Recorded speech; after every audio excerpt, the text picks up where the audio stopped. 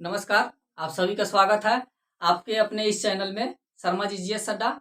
तो आज हम लोग हिस्ट्री के जो सेशन हम लोग लेकर चल रहे हैं, उसी सेशन को आज जो हम लोग टॉपिक कर रहे हैं ना, उस टॉपिक का आज लास्ट वीडियो होगा। यानी कि हम लोग कौन सा टॉपिक कर रहे हैं, तो हम लोग पढ़ रहे हैं एडवेंट ऑफ यूरोपियन, यानी कि भारत में यूरोपीय कंपनी का जो आगमन हुआ ना, उसी को सिलसिले में हम लोग डे बाई डे देखते चल रहे हैं।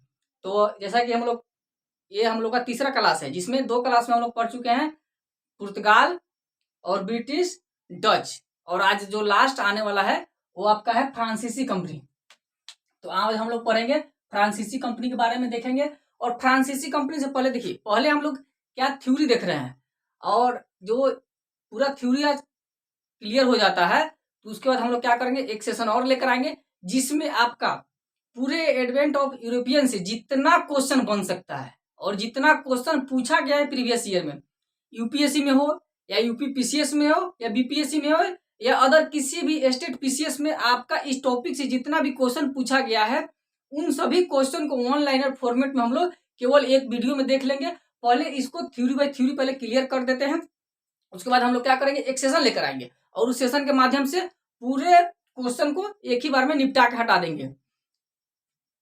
हाँ, एक और बात आपको बता देते हैं कि आप लोग के लिए एक सरप्राइज है, और ये सरप्राइज ये है ना कि आप लोग अगर जितना जल्दी हो सके इस अपने परिवार को, शर्मा जी का जो परिवार है, इसको जल्द से जल्द अगर 1000 पूरा देते हैं सब्सक्राइबर, तो आप लोग को एक उपहार दिया जाएगा। और उपहार क्या होगा उसको समय आने में बता दिया जाएगा। वो ऐसा उपहार होगा कि आप कभी पूरे यानी कि यूट्यूब के इतिहास में ऐसा नहीं देखे होइएगा जैसा आप लोग को मिलने वाला है। और वो क्या मिलने वाला है वो बेसब्री से सबका इंतजार रहेगा, सबको। उसके लिए क्या करना होगा कि एक टारगेट देते हैं कि इस परिवार को आप जितना जल्दी हो सके उतना इसको 1000 पूरा दीजिए। तो हम लोग पहले इसको देखेंगे, ठीक है ना। चलिए इसको पढ़ते हैं फ्रांसीसी कंपनी के बारे में। फ्रांसीसी कंपनी को देखेंगे कि फ्रांसीसी कंपनी भारत में कब आया।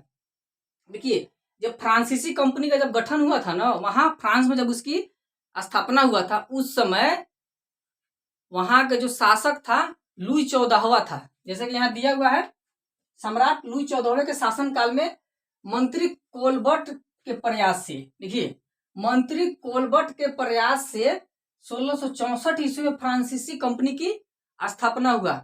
और फ्रांसीसी कंपनी की जो स्थापना हुआ उस समय वहां का शासक कौन था, लुई 14वां था। क्वेश्चन आपसे पूछा जाता है बार बार कि जिस समय फ्रांसीसी कंपनी की स्थापना हुआ उस समय वहां का शासक कौन था, तो वहां का शासक था लुई 14वां, वहां का शासक था। और फ्रांसीसी कंपनी की स्थापना कब हुआ, 1664 ईस्वी में फ्रांसीसी कंपनी की स्थापना होता है। किसके प्रयास से, मंत्री कोलबर्ट। देखिए, मंत्री कोलबर्ट के प्रयास से 1664 ईस्वी में फ्रांसीसी कंपनी की स्थापना होता है। लेकिन जब फ्रांसीसी कंपनी की स्थापना हुआ तो उस समय वहां का जो शासक था लुई 14वां, वहां का शासक था, जैसे कि यहाँ आप लोग देखते हुएगा, यहाँ लिखा भी हुआ है, लुई 14वां, सम्राट लुई 14वां के शासनकाल में मंत्री कोलबर्ट के प्रयास से 1664 ईस्वी में फ्रांसीसी कंपनी की क्या हुआ, स्थापना हुआ। और एक फ्रांसीसी कंपनी व्यापारी कंपनी थी, ठीक है। अब देखिए, कंपनी की तो स्थापना हो गया। अब इस कंपनी का नाम क्या था, इसका नाम देखेंगे। कंपनी का नाम था द कंपनी द ओरिएंटल। देखिए, कंपनी का नाम था द कंपनी द ओरिएंटल। आपसे क्वेश्चन पूछा जाता है कि फ्रांसीसी कंपनी का यानी कि पूरा नाम क्या था, फुल नाम पूछेगा तो उसका नाम हो जाएगा द कंपनी द ओरिएंटल। क्या है इसका पूर्ण नाम था, जो पूर्णतः राज्याधीन था। देखिए, अब एक कंपेयर करने के लिए आपको हम बताते हैं कि फ्रांसीसी कंपनी हो गया और एक ब्रिटिश कंपनी हो गया और एक पुर्तगाली कंपनी हो गया और एक डच कंपनी हो गया। देखिए, जो पुर्तगाली कंपनी था और ब्रिटिश कंपनी, डच कंपनी और फ्रांसीसी कंपनी, तो यहाँ क्या दिया हुआ है कि फ्रांसीसी कंपनी पूर्णतः राज्याधीन था। राज्याधीन का मतलब क्या होता है, और हम लोग कल पढ़े थे कि डच कंपनी पूर्णतः सहकारिता पद्धति पर आधारित था। वो क्या होता है, सहकारिता पद्धति, हालांकि हम लोग कल देखे भी थे। अगर जो मतलब जिनको अगर समझ में नहीं आ रहा है तो क्या करें कि जो पिछले वाला वीडियो है, तो पिछले वाले वीडियो को देखेंगे तो उनको पूरा कॉन्सेप्ट क्लियर हो जाएगा, एकदम माइंड में मैप की तरह चलने लगेगा। क्या था, फ्रांसीसी कंपनी राज्याधीन था। राज्याधीन का मतलब ये पूर्णतः राजा का कंपनी था, ठीक है। लेकिन वही ब्रिटिश ईस्ट इंडिया कंपनी था, वो व्यापारिक कंपनी था। और डच जो कंपनी था, वो डच कंपनी क्या था, डच कंपनी सहकारिता पद्धति पर आधारित था, डच कंपनी। और फ्रांसीसी जो कंपनी था वो क्या, पूर्णतः राज्याधीन था, जो भारत में 1667 ईस्वी में पहुंचा। अब क्वेश्चन यहाँ से दो निकलता है। अब दो क्या क्या निकलता है? क्वेश्चन निकलता है कि फ्रांसीसी कंपनी की गठन कब हुआ, तो फ्रांसीसी कंपनी गठन 1664 ईस्वी में हुआ, लेकिन गठन के जस्ट 3 साल पश्चात भारत में फ्रांसीसी कंपनी का आगमन हुआ और भारत में 1667 ईस्वी में भारत पहुंचा। कौन पहुंचा? तो 1667 ईस्वी में भारत फ्रांसीसी कंपनी पहुंचा। और फ्रांसीसी कंपनी की स्थापना कब हुआ? 1664 ईस्वी में फ्रांसीसी कंपनी की स्थापना हुआ था, लेकिन 1667 ईस्वी में भारत पहुंचा। ठीक है। अब नेक्स्ट देखेंगे कि भारत में प्रथम फैक्ट्री। अब तो भारत में कब आया? 1667 ईस्वी में आया। अब 67 ईस्वी में भारत आएगा तो क्या करेगा? ये अपना फैक्ट्री की स्थापना करेगा। तो ये इसका प्रथम फैक्ट्री 1668 ईस्वी में। अब देखिए क्वेश्चन कहां से क्या क्या क्या फंसाएगा, यहाँ देखते हैं हम लोग। क्वेश्चन ये फंसाएगा ना कि 1667 ईस्वी में भारत आया, ठीक है, इसकी स्थापना 1664 ईस्वी में हुआ। अब क्वेश्चन जो ट्रेंड चला हुआ है बीपीएससी का, उस ट्रेंड के यानी कि आधार पर बता रहे हैं। क्या पूछा जाएगा कि फ्रांसीसी कंपनी की जब स्थापना हुआ, फ्रांसीसी कंपनी की स्थापना के कितने वर्ष पश्चात अपनी फैक्ट्री को भारत में स्थापित किया। तो कितने कोई क्या करेंगे ना कि 1667 लगा देंगे। कारण क्या है कि 1667 में भारत पहुंचा तो लगता है कि हाँ 1667 में ही अपना फैक्ट्री स्थापित किया, लेकिन ऐसा नहीं है। ये क्वेश्चन रॉन्ग हो जाएगा। इसके लिए हमको क्या करना होगा? देखना होगा, ये 3 गो डेट याद रखना होगा, 1664, 1667 और 1668। देखिए पहले याद कीजिए कि 1664 में फ्रांसीसी कंपनी की स्थापना हुआ, ठीक है। उसके जस्ट 3 साल बाद 1667 ईस्वी में भारत पहुंचा और 1667 के जस्ट 1 साल बाद माने नेक्स्ट ईयर 1668 ईस्वी में वो अपना प्रथम फैक्ट्री स्थापित किया। और कहाँ स्थापित किया? तो सूरत में स्थापित किया। जैसा कि सूरत में कौन स्थापित किया था इसके पहले? British east India company. कब किया था?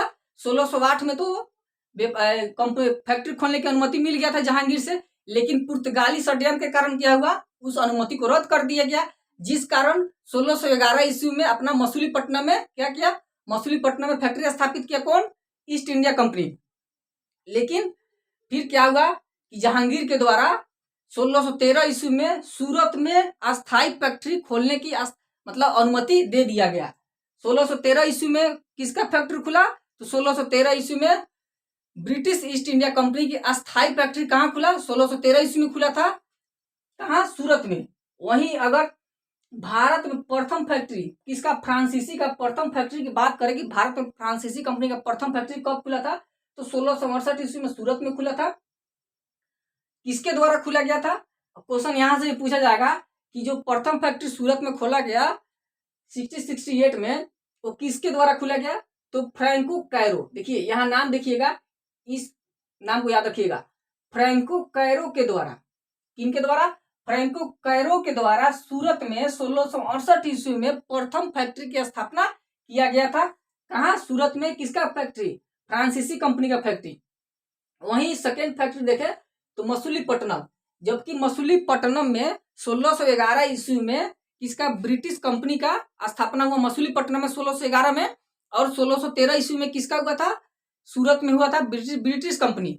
और जबकि फ्रांसीसी कंपनी की बात करें तो फ्रांसीसी कंपनी 1668 में सूरत में किया और मसूलीपट्टनम में दूसरी फैक्ट्री स्थापित किया। देखिए क्या हुआ, अब मसूलीपट्टनम में जो फैक्ट्री स्थापित किया ना, वो गोलकुंडा के शासक थे, जो वहां के गोलकुंडा के शासक से अधिकार पत्र प्राप्त करके किया। कारण क्या है? देखिए मसूलीपट्टनम जिस एरिया जिस क्षेत्र पर पड़ता है ना, वहां तक मुगलों का मतलब क्षेत्र में अपना जो क्षेत्र था ना, वो क्षेत्र उतना बड़ा मुगलों का नहीं था। जहां तक मसूलीपट्टनम का अपना एरिया था, तो वहां का शासक कौन था? गोलकुंडा वहां का स्थानीय शासक था, गोलकुंडा का शासक। उससे अधिकार पत्र प्राप्त करके क्या किया? अपना मसूलीपट्टनम में दूसरी फैक्ट्री का स्थापना किया। कौन? फ्रांसीसी द्वारा। अब आगे क्या होता है? अब आगे देखेंगे कि 1673 में फ्रांसिस मार्टिन और वेलांग द लेस्पिने द्वारा फ्रांसीसी बस्ती की स्थापना किया गया।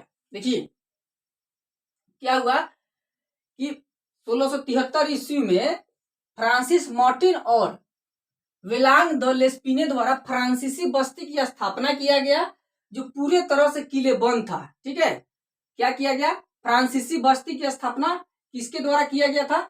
1673 ईस्वी में फ्रांसिस मार्टिन और वेलांग द लेस्पिने द्वारा फ्रांसीसी बस्ती की स्थापना किया गया था, जो पूरे तरह से किलेबंद था।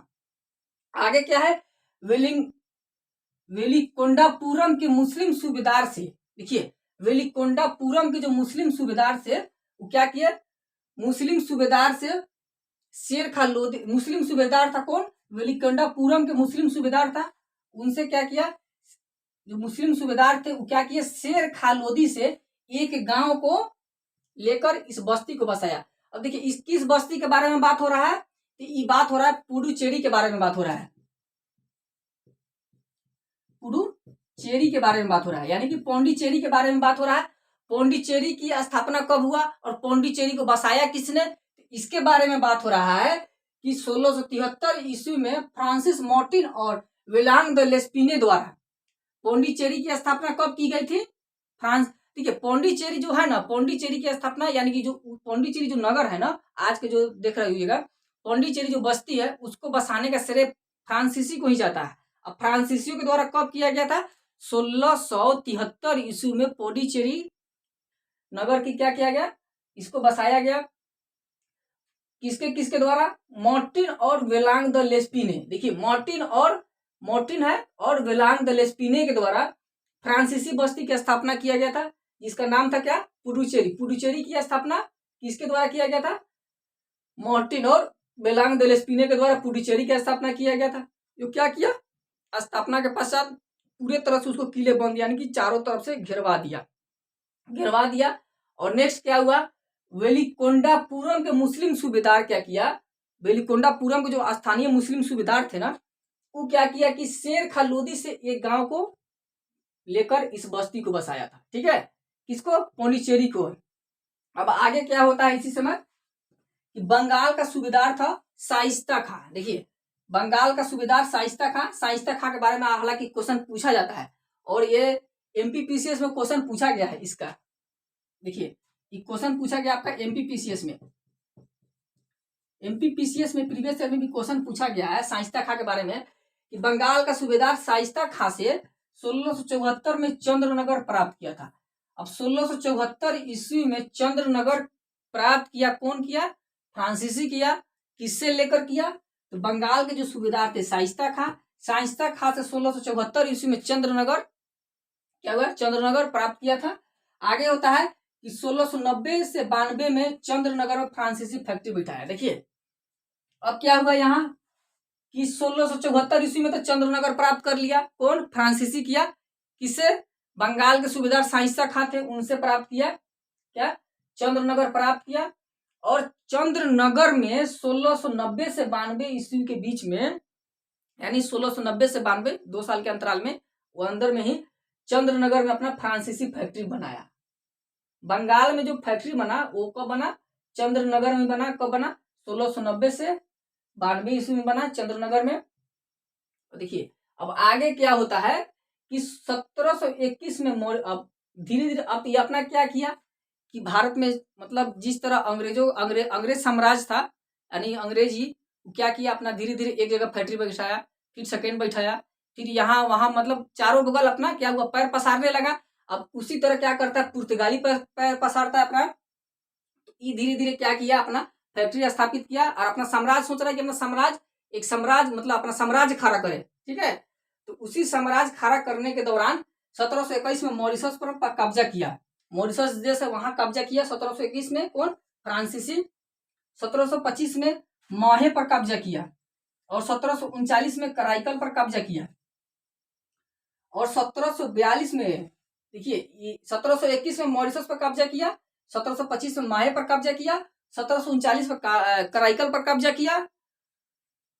और उसके बाद जब कब्जा किया तो ये अपना साम्राज्य स्थापित कर चुका है। अब क्या करेगा, साम्राज्य जब स्थापित कर लिया तो साम्राज्य चलाने के लिए कोई चाहिए ना, प्रशासक। उसके लिए क्या किया कि डुप्ले को नियुक्त किया गया। 1742 ईस्वी में फ्रांस जो डुप्ले था फ्रांसीसी गवर्नर बनकर भारत आया। अब कौन आया 1742 में, तो 1742 में डुप्ले फ्रांसीसी गवर्नर बनकर भारत आया था, गवर्नर बनकर क्या आया, भारत आया। अब डुप्ले भारत कब आया, तो 1774 ईस्वी में। देखिए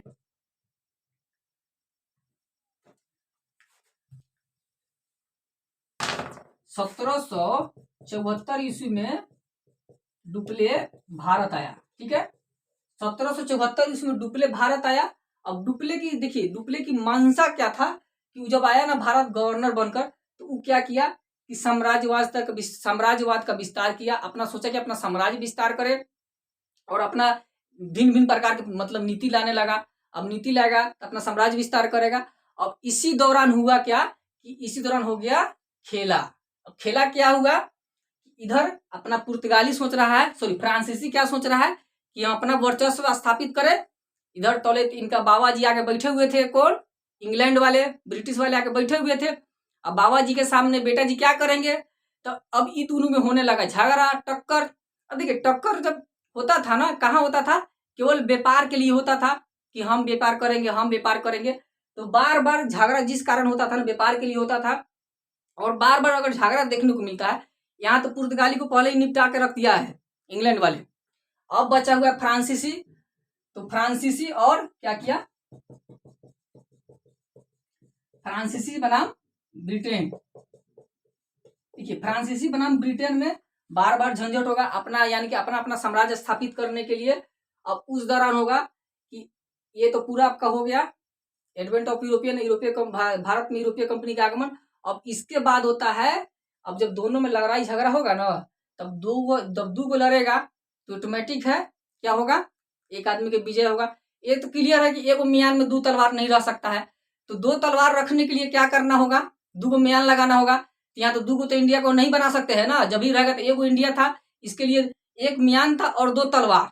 तो दो तलवार कौन कौन था, फ्रांसीसी था और ब्रिटेन था, और एक म्यान कौन था, एक म्यान था इंडिया। अब एक ही जगह में दो तलवार आके लटका हुआ है, कह रहा है नहीं हम रहेंगे, तो ये बोल रहा है नहीं हम रहेंगे।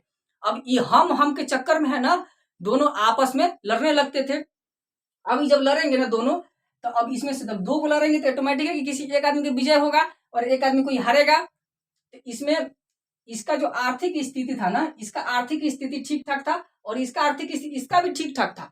लेकिन फ्रांसीसी का हारने का जो मेन कारण था, फ्रांसीसी बार बार क्यों हारते थे, तो ये पूर्णतः यहाँ लिखा हुआ है जैसे कि दिया हुआ है, ये पूर्णतः फ्रांसीसी कंपनी राजाधीन थी, यानी कि ये राजा के ऊपर मतलब पूरे डिपेंड था। कोई भी काम कर रहा है, कोई भी अगर यानी कि अगर कोई भी अगर डिसीजन लेना हो ना, तो क्या होता था, वहां से अगर राजा परमिशन देगा, फ्रांस से बैठा हुआ राजा परमिशन देगा, वहां से ताकि यहाँ नहीं देख रहा है कि इंडिया में क्या सिचुएशन है क्या सिचुएशन नहीं है, तो वहां से परमिशन देता था, तब ये लोग अपना डिसीजन कोई लेता था। लेकिन ब्रिटेन वाला था कि यह पूर्णतः व्यापारिक कंपनी था, कोई भी डिसीजन लेना हो कि अपने स्वतंत्र थे, मतलब डिसीजन ले सकते थे, जिस कारण होता था कि बार बार ही हार जाता था और ये जीता था। अब देखिए तीन हुआ आंग्ल ब्रिटेन सॉरी कर्नाटक युद्ध, कर्नाटक युद्ध, उसी कर्नाटक युद्ध के दौरान वहां से क्या होता है, ब्रिटेन कंपनी का अपना सत्ता स्थापित होना स्टार्ट हो जाता है। ठीक है, तो उसको हम लोग क्या करेंगे अगले नेक्स्ट वीडियो में देखेंगे, अगले क्या करेंगे नेक्स्ट वीडियो में देखेंगे। इतना हो गया। अब इस सब की जितने भी हम लोग किए हैं ना, आज 3 सेशन हो गया, 3 सेशन को हम लोग क्या करेंगे, एक सेशन और लाएंगे जिसमें पूरे प्रीवियस ईयर का PYQ रहेगा और जितना ऑब्जेक्टिव क्वेश्चन बन सकता है, जितना इन सभी से क्वेश्चन यानी कि एडवेंट ऑफ यूरोपियन जितना क्वेश्चन निकल सकता है, उस सभी क्वेश्चन क्या करेंगे हम लोग एक सेशन में लाएंगे। हाँ, अगर आप लोग अगर वीडियो अगर सही में अगर रियल में अगर सही लगता हो, ठीक है, तो मेरा आप लोग से एक गुजारिश है कि आप लोग क्या कीजिए, वीडियो के राइट साइड कॉर्नर पर एक लाल कलर से सब्सक्राइब लिखा होगा है, जिसको दबाने का कोई चार्ज नहीं लगता है, वो बिल्कुल फ्री है, यानी कि फ्री ऑफ कॉस्ट है। उसको दबाकर अपने इस परिवार को जितना जल्दी हो सके 1000 तक पुरा दीजिए, ताकि आप लोग को एक मतलब उपहार घोषित किया जाएगा। क्या उपहार रहेगा, वो जब 1000 सब्सक्राइबर हो जाएगा उस समय घोषित किया जाएगा कि क्या दिया जाएगा। मतलब इतना समझिए कि वो ऐसा चीज दिया जाएगा ना जो पूरे यूट्यूब के इतिहास में नहीं कभी मिला होगा। उसको पढ़ने के लिए आप उसी को मतलब पाने के लिए आप किसी भी एकेडमी में जाते होइएगा, वहां मतलब पेड क्लास करते होइएगा, लेकिन यहाँ वही चीज मिलेगा, ऐसा मिलेगा ना कि तहलका मचा देंगे। मतलब नहीं कहते कि सुनामी, एक सुनामी ला देना है पूरे इस यूट्यूब चैनल पर। इतना क्लियर हो गया, ठीक है। अगर आप बता दिए सब्सक्राइब कीजिए और क्या कीजिए ना कि जितना से जितना अधिक हो इस वीडियो को शेयर कीजिए, इस वीडियो नहीं सभी वीडियो को शेयर कीजिए, ताकि इनसे क्या करें अपने परिवार से लोग और जुड़े। हाँ, और रहा सवाल एक, कल होली है तो आप लोग को होली की ढेर सारी बहुत बहुत शुभकामनाएं। हाँ, और रहा सवाल कि आप लोग रंग उसी को लगाइएगा जो आपसे संतुष्ट हो।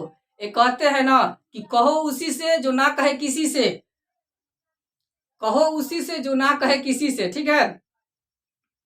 तो क्या करना है कि कहना उसी से है, यानी कि खेलना उसी से है जो किसी को ना कहे, ठीक है। और नहीं तो ऐसा नहीं कि किसी से होली खेल लेंगे और क्या हुआ कि वो जाकर किसी को कह देगा कि फलावा आया है, रंग लगा के चला गया है, तो पता चलेगा कि कल भेला झगड़ा झुगड़ी स्टार्ट।